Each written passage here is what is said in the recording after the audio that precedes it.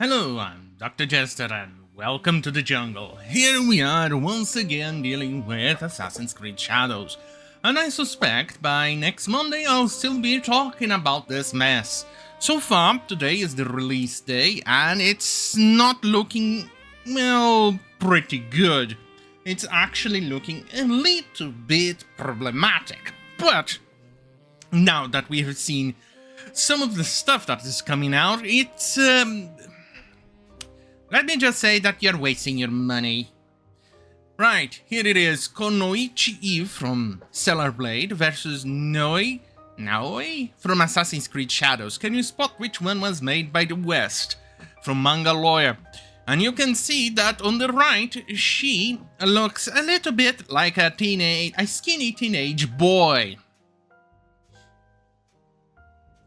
Yeah, you can spot definitely what was made in the West lately.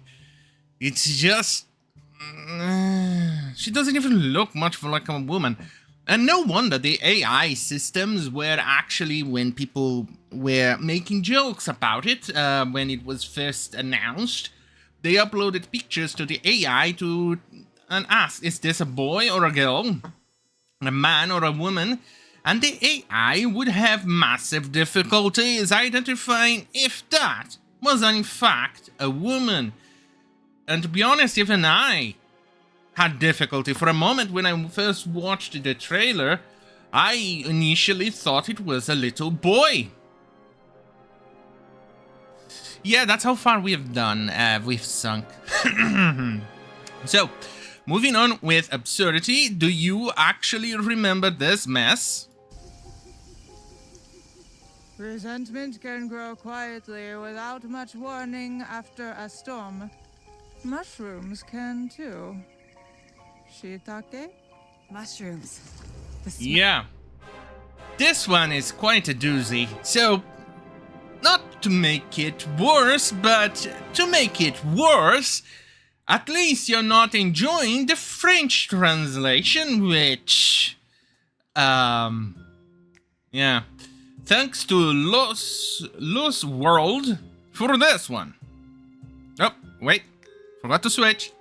Trop loin, des doubleurs des fois, 4 doubleurs sur le même personnage. Vous voyez le personnage de Louis-san? Les hommes de Bizen ont payé pour séjourner au château de Himeji. Et bah ce doublage il a été supprimé, ils ont mis 4 doubleurs à la place. Des hommes de Bizen ont payé pour séjourner au château de Himeji. Ah, j'ai tout noté. Pour couvrir mes arrières si jamais ça tournait mal. Qui ça? Moi?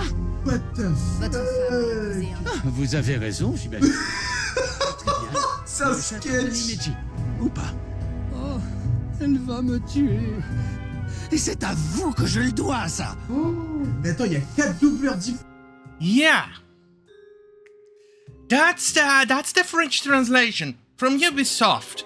I think it's a French company or something, Montreal, which they speak French. And they gave you that as a consumer. Yeah.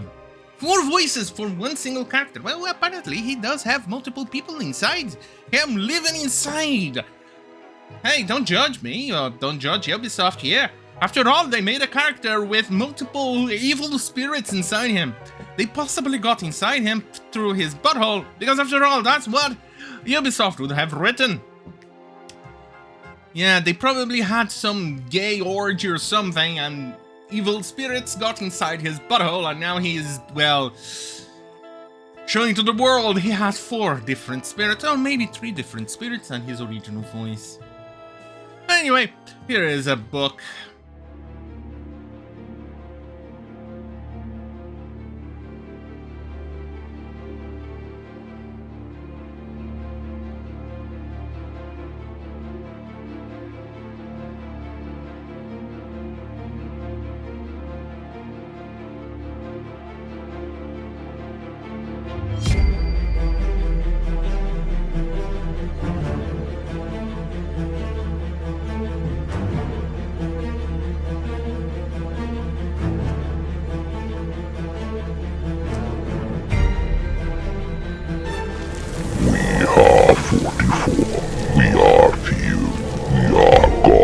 chosen knight.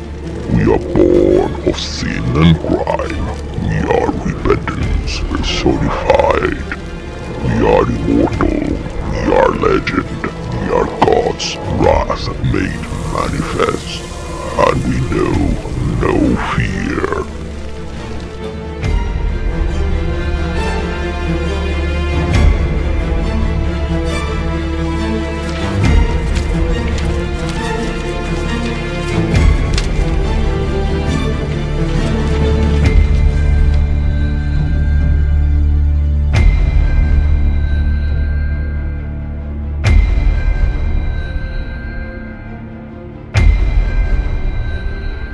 I'm back, baby. Right. So, here is a good example, and to make it a comparison, to make it easy to understand, here it is for Kingdom Come Deliverance. It had its issues at launch, we all know which ones. It wasn't a very good choice, but then again, I suspect it has something to do with the higher-ups wanting to force woke ideology, but either way, it wasn't a woke game overall. So, here we have at release, let me zoom in a little bit more, at release day, around February 4th, 2025, it had 159,351 players, and by Tuesday, so that means that would be Sunday at 9th of February at 256,206. So basically, around 100,000 players up since then. We have then the Veil Guard, which was, well, released last year. Here we have October 31st at 70,414 players, and it increased, that was on Thursday, it increased on Sunday at 89,418. And we all know that Veil Guard ended up being a commercial failure, with a lot of people being let go, and, well, BioWare suffering quite a few problems with EA, and Dragon Age has a big name behind it, because it's called Dragon Age. Now, let's take a look at today's numbers for Assassin's Creed. This is, so far, the release day for Assassin's Creed, toppling at 41,412 players, and, well, obviously, depending on the time, maybe this will increase a little bit more as the Americans return from school or do other things, and we'll definitely maybe get 50,000 at the end of the day, maybe pushing it. So you can see that the numbers are really not that good, and they could and will possibly be far left than Veil Guard at release day, and they managed to get 10,000 more-ish by the weekend, and this is not looking very good for Shadows, but we'll see. It remains to be seen how it goes. I suspect it could eventually, maybe, I mean, I'm being very optimistic here in the numbers, could potentially be 100,000, 110,000 by the end, by the weekend, but even then, those numbers will not be enough, because 110,000 on Steam, let's put 10,000 maybe on Epic and 10,000 on the garbage that it is Uplay. So you have, what, 120,000, then you have the consoles, which are really not that popular lately, so 150, 170,000 in total with all the consoles, PC stores, etc. I'm suspecting here. And apparently this game costed around 300 million to make. Yeah, this is not looking good for Ubisoft. They need to make a whole lot more money and a whole lot more sales than that. And we know that, for instance, where was it? Alan Wake 2.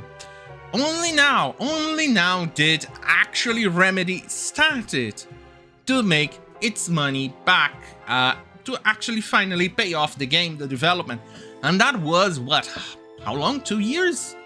Yeah, it's not looking good for Ubisoft. And as you all know, Ubisoft is definitely not in a good position lately, especially with Tencent being very pissed and looking and flying like a vulture, waiting for its carcass to finally be ripe and stinky for it to come and take its bite. I wonder how many pieces of Ubisoft is going to be left behind once this is all done. But to make matters worse, this is supposed to be a AAA game. People say it's quadruple A, but the quadruple A was Skull and Bones, and that one was a total and utter garbage. But here it is, the stealth mechanic for actual Shadows, you know, Assassin's Creed Shadows. You can see it's not very good.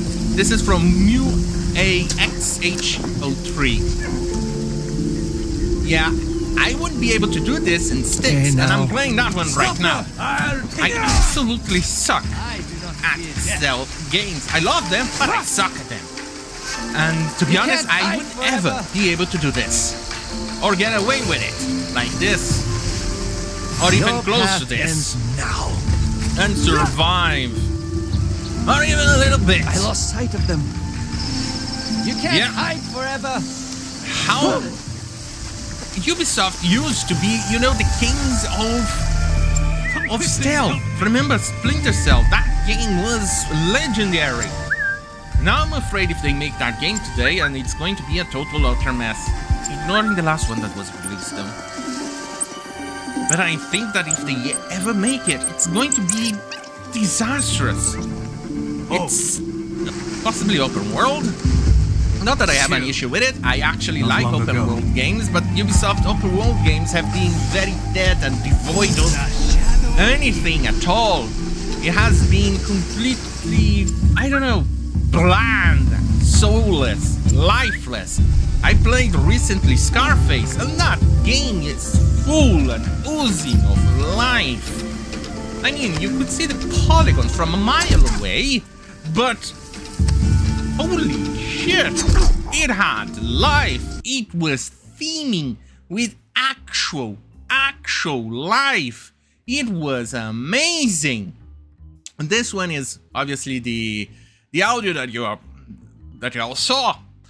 So, how are the game reviewers doing it? Well, they obviously are not being very honest.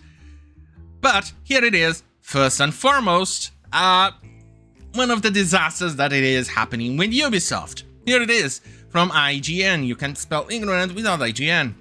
Amid Japan concerns about Assassin's Creed Shadows, Ubisoft confirmed Day 1 patch that makes tables and racks in temples and shrines indestructible. Well, that took long enough for them to do it.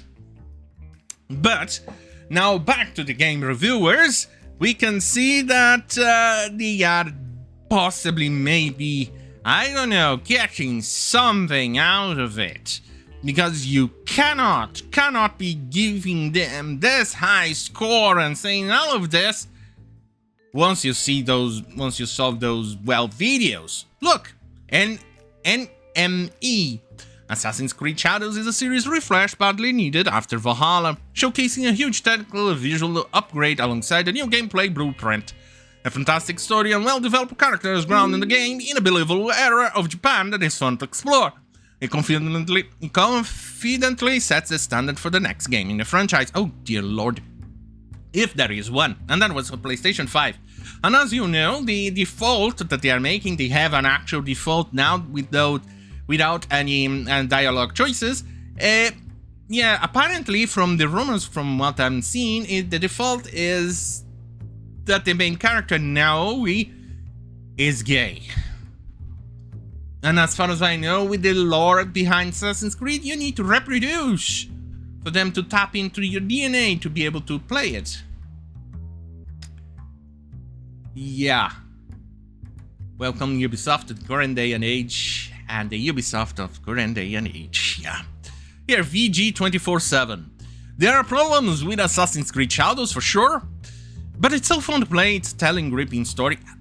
No, it's not. There is so much sense of progress and reward for every little thing you do that it actually feels like an open world game that's taking its cue from modern roguelike or something. Every action has meaning and the breadcrumbs, I don't give a shit. But they gave it 100. They literally gave it 100.